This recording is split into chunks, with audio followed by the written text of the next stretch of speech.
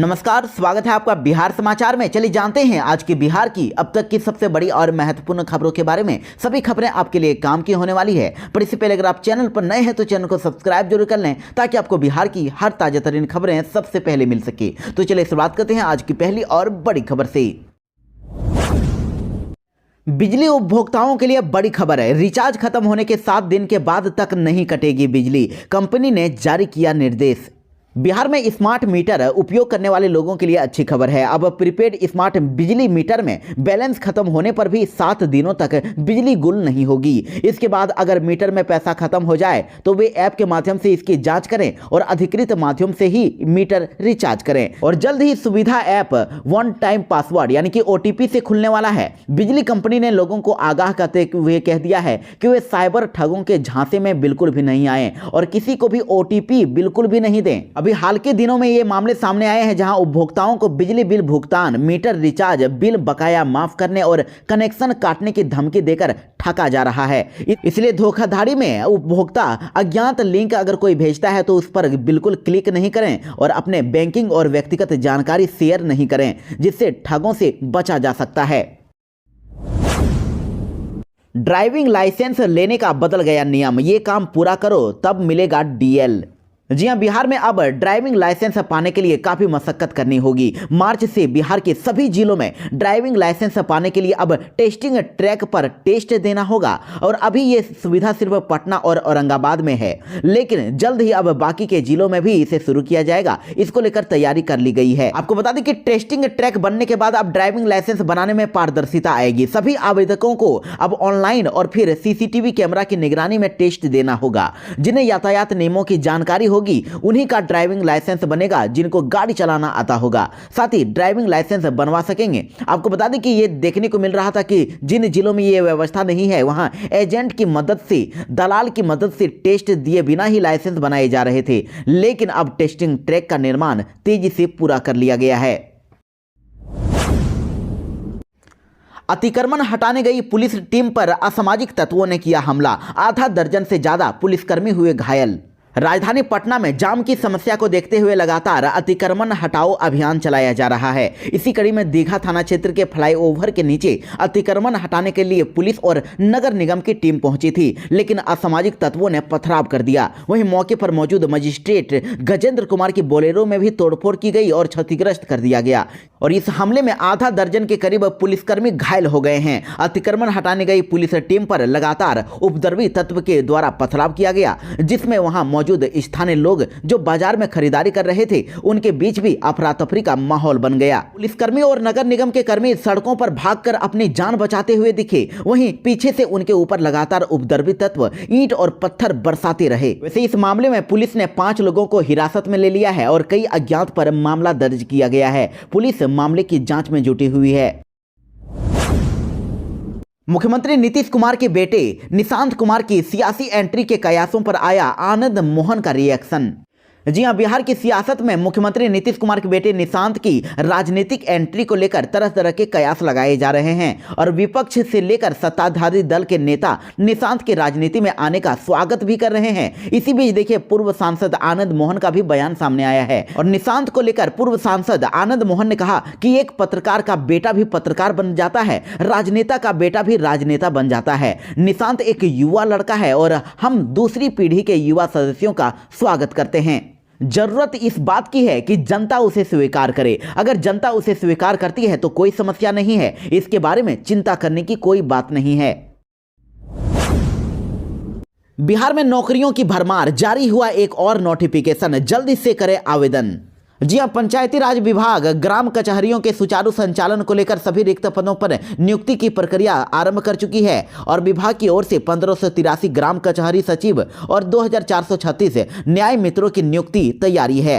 कचहरी सचिवों के रिक्त पदों पर ऑनलाइन आवेदन करने की लास्ट डेट खत्म हो गई है और अब विभिन्न जिलों में 1 फरवरी से 2436 ग्राम कचहरी में न्याय मित्रों की नियुक्ति को लेकर ऑनलाइन आवेदन पत्रों की मांग की गई है। इसके लिए आप जल्दी से आवेदन कर सकते हैं। अभ्यर्थियों को विभाग के आधिकारिक वेबसाइट पर अपना आवेदन करना होगा। दोनों पदों के लिए नियोजन इकाई का गठन किया गया है। और ग्राम कचहरी सचिव के लिए क्वालिफिकेशन की बात करें तो योग्यता 12वीं उत्तीर्ण यानी कि इंटर पास या फिर ग्रेजुएशन पास रखा गया है। नियुक्ति संविदा के आधार पर की जाएगी।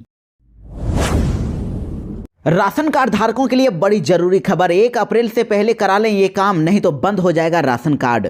अगर आपके पास भी राशन कार्ड है तो ये खबर आपके लिए बहुत जरूरी है। सरकार ने 31 दिसंबर 2024 तक सभी लाभार्थियों के लिए ई-केवाईसी अनिवार्य कर दिया था, लेकिन इसकी डेडलाइन को बढ़ा दिया गया और अब इसका जो लास्ट डेट है वो 1 अप्रैल से पहले तक करना होगा, यानी 31 मार्च तक आपके लिए टाइम दिया गया है। इस तारीख से पहले अगर आप लाभार्थियों ने ई-केवाईसी नहीं कराई तो फिर उनका राशन कार्ड से नाम काट दिया जाएगा और उन्हें राशन मिलना भी बंद हो जाएगा। ऐसे में लाभार्थी जल्द से जल्द पीडीएस दुकानों में यानी कि जहां पर आप राशन लेते हैं वहां पर जाकर बायोमेट्रिक वेरिफिकेशन के साथ साथ अपना ई-केवाईसी जरूर करा लें। राशन वितरण में पारदर्शिता बनाए रखने के लिए यह कदम उठाया गया है। सहायक अभियंता की नियुक्ति पर पटना हाईकोर्ट ने लगाई रोक। बिहार सरकार और बीपीएससी से मांगा जवाब। जी हां, बड़ी खबर है। ग्रामीण कार्य विभाग ने संविदा के आधार पर 231 सहायक अभियंताओं की नियुक्ति के लिए 9 जनवरी को आवेदन निकाला था और पटना हाईकोर्ट ने इन नियुक्तियों पर अब रोक लगा दी है और राज्य सरकार और साथ ही बीपीएससी को हलफनामा दायर करने का निर्देश दे दिया है।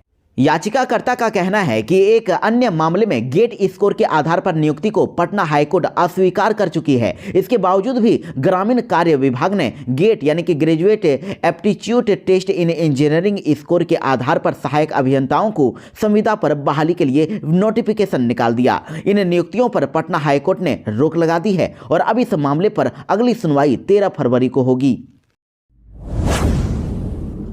सासाराम के कांग्रेस सांसद मनोज राम पर हुआ जानलेवा हमला। पुलिस के सामने लाठी डंडे से फोड़ा सिर।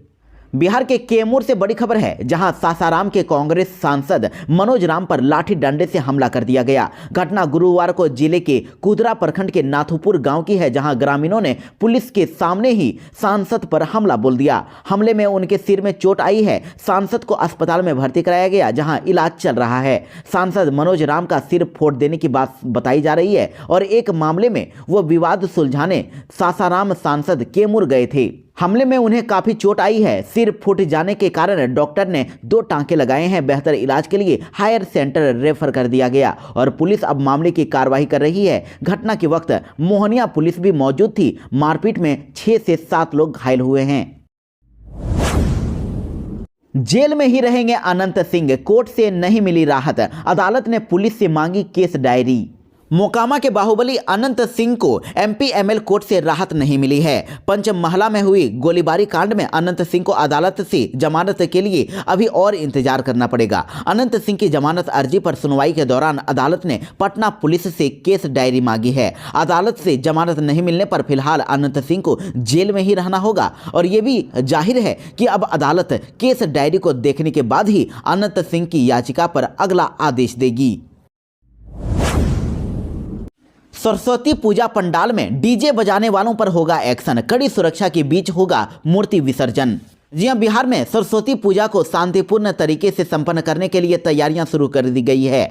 पूजा को लेकर सदर थाना परिसर में शांति समिति की बैठक हुई। इस बैठक में शांतिपूर्ण तरीके से पूजा की बात कही गई और साथ ही ये भी कहा गया कि पूजा पंडालों में डीजे पर पूरी तरह से प्रतिबंध रहेगा। अगर कोई ऐसा करता है तो उस पर कार्रवाई की जाएगी। वैसे आपको बता दें कि सरस्वती पूजा से पहले राजधानी पटना में सुरक्षा के पुख्ता इंतजाम किए जा रहे हैं। डीएम एसएसपी ने अब समीक्षा बैठक करके अधिकारियों को उचित दिशा निर्देश दे दिए हैं और पूजा के दौरान सीसीटीवी और ड्रोन के माध्यम से सभी जगहों पर नजर रखी जाएगी। इसके साथ ही अफवाहों पर तुरंत खंडन करने के भी निर्देश दिए गए हैं। जिला निरीक्षण कक्ष द्वारा टोल फ्री नंबर भी जारी किया गया है और ये नंबर है 0612219234 या फिर 0612219810 या फिर आप इसके साथ ही 112 पर भी कॉल कर सकते हैं।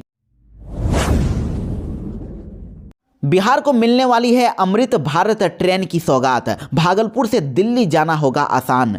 बिहार से दिल्ली जाने वाले ट्रेनों में बढ़ती भीड़ और लोगों की डिमांड को देखते हुए रेलवे ने भागलपुर से दिल्ली तक अमृत भारत एक्सप्रेस ट्रेन चलाने का फैसला लिया है। आपको बता दें कि पिछले साल 16 सितंबर को भागलपुर हावड़ा वंदे भारत एक्सप्रेस के उद्घाटन समारोह में भागलपुर पहुंचे रेल राज्य मंत्री रवनीत सिंह बिट्टू ने अमृत भारत चलाने की बात कही थी। वहीं रेलवे के अधिकारियों का कहना है कि जल्द ही भागलपुर से दिल्ली के लिए अमृत भारत एक्सप्रेस चलाने की योजना है। इसके लिए सर्वे और जरूरी कामों को पूरा कर लिया गया है। अगर सब कुछ ठीक रहा तो इसी रूट पर जल्द ही अमृत भारत ट्रेन दौड़ते हुए नजर आएगी।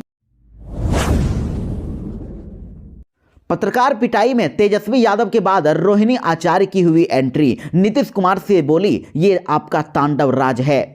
जी हां, बिहार के भागलपुर में सोशल मीडिया पत्रकारों की पिटाई कर दी गई। गाली गलौज के साथ साथ जमीन पर पटक कर पीटने का आरोप जेडीयू सांसद अजय मंडल पर लगाया जा रहा है और इस पर अब सियासत तेज होती जा रही है। पत्रकारों की पिटाई पर लालू प्रसाद यादव की पार्टी आरजेडी के नेता तेजस्वी यादव ने डबल इंजन सरकार की कार्यशैली पर सवाल उठाया है। उन्होंने कहा कि इससे पता चलता है कि बीजेपी जेडीयू के राज में पदाधिकारी कैसे काम करते हैं।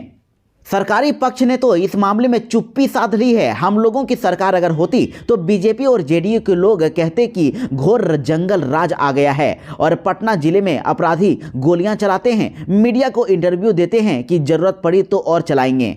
ऐसे में आप समझ सकते हैं कि राज्य में लॉ एंड ऑर्डर की क्या स्थिति है। और वहीं देखिए, तेजस्वी यादव के बाद अब लालू प्रसाद यादव की बेटी रोहिणी आचार्य ने भी इस मामले में एंट्री मार ली है। उन्होंने मुख्यमंत्री नीतीश कुमार पर निशाना साधते हुए उनके शासनकाल को तांडव राज का नाम दिया। उन्होंने सरकार पर बदमाशों को संरक्षण देने का आरोप लगाया है। कटिहार में मुख्यमंत्री नीतीश ने खोला सौगातों का पिटारा। गोगाबिल झील की भी अब बदल जाएगी सूरत।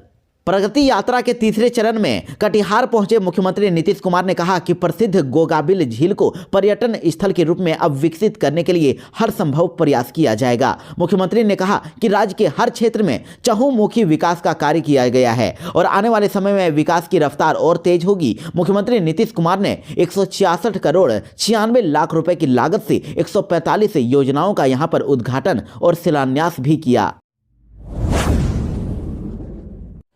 झारखंड से बड़ी खबर, सुप्रीम कोर्ट का बड़ा फैसला। अब जेटेट पास अभ्यर्थी ही झारखंड में अब शिक्षक नियुक्ति में होंगे शामिल। जी हां, सुप्रीम कोर्ट ने अब सहायक शिक्षक नियुक्ति को लेकर बड़ा आदेश दे दिया है। अब कोर्ट ने कह दिया है कि सिर्फ जेटेट पास अभ्यर्थी ही भर्ती प्रक्रिया में शामिल हो सकते हैं। सीटेट पास उम्मीदवारों को इसमें मौका नहीं मिलेगा। सुप्रीम कोर्ट के इस फैसले से अब जेटेट पास उम्मीदवारों को राहत मिली है। जो जेटेट पास कर लिए हैं उनके लिए तो काफी अच्छी खबर है, लेकिन जो सीटेट पास कर लिए हैं और वो भी इस नियुक्ति में शामिल होना चाहते थे, उनको बड़ा झटका लगा है। सीटेट पास उम्मीदवारों को बड़ा झटका लगा। अब बिहार से यूपी की दूरी हो जाएगी कम। इस जगह पुल के निर्माण को मिली मंजूरी। जी हां, बिहार के आरा में पीपा पुल बनेगा। पीपा पुल बनने से यूपी जाना आसान हो जाएगा और प्रशासन की तरफ से इसकी मंजूरी मिल गई है। 2 पहिया और 4 पहिया गाड़ियों का आवागमन शुरू होने से यूपी और बिहार के कई जिलों के बीच लगभग 8 महीने से बंद पड़ा सड़क मार्ग चालू हो जाएगा। आरा छपरा पुल होकर उत्तर प्रदेश से जाने में ये दूरी करीब 150 किलोमीटर हो जाती है। बताया जा रहा है कि सब कुछ सही रहा तो 10 फरवरी के आसपास से पीपा पुल को बनाने का कार्य शुरू हो जाएगा। ये कार्य फरवरी के अंत तक पूरा होने के साथ ही इस महीने के लास्ट में आवागमन भी शुरू हो जाएगा। बिहार के लोगों के लिए बड़ी खबर, पीएम मोदी ने दिया बड़ा गिफ्ट। जी हां, बिहार के लोगों के लिए अच्छी खबर सामने आई है। बिहार को मोदी सरकार की तरफ से 2766 करोड़ रुपए की अतिरिक्त सहायता मिली है और यह ब्याज रहित ऋण है जिसका भुगतान 50 वर्षों में करना होता है। आपको बता दें कि उप मुख्यमंत्री सम्राट चौधरी ने इसकी जानकारी दी और उनके पास वित्त विभाग का भी दायित्व है। और सम्राट चौधरी ने बताया कि ये राशि से सड़क, मेडिकल कॉलेज एवं अस्पताल, एएनएम स्कूल और छात्रावास, साथ ही विद्युत उपकेंद्र एवं वितरण लाइन, पुलिस भवन, विद्यालय भवन, पेयजल आपूर्ति हेतु आधारभूत संरचना, सिंचाई और बाढ़ नियंत्रण परियोजना, पर्यटन केंद्रों के निर्माण और विकास पर खर्च होगी।